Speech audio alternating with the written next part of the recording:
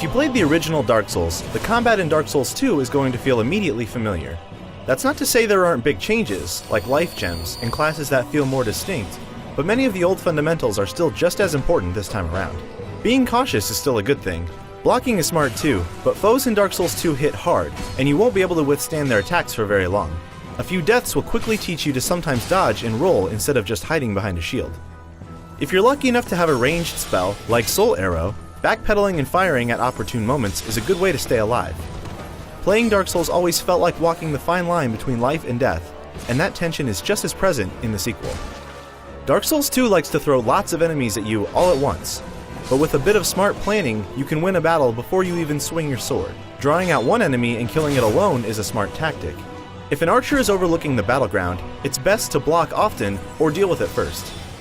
And of course, watch your back, otherwise you'll be ambushed by hidden enemies like this awful dog. It's important to manage your stamina, which helps you block, attack, and roll.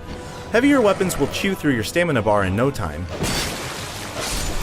but smaller weapons, like the dagger, aren't as demanding.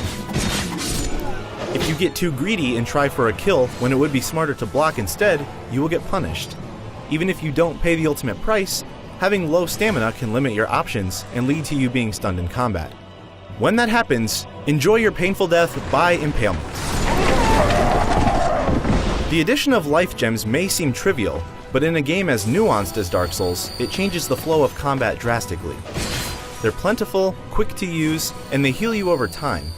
Most importantly, you can use them while maneuvering. They do have me a little bit worried, however. In my hour-long hands-on demo, life gems were so effective that I never had to use my Estus flask. They felt like a replacement rather than a supplemental healing item. We'll know more about Dark Souls 2's combat, world, and characters leading up to its March release. For more on dying over and over again, keep it right here on IGN. Traveling all alone in these treacherous times.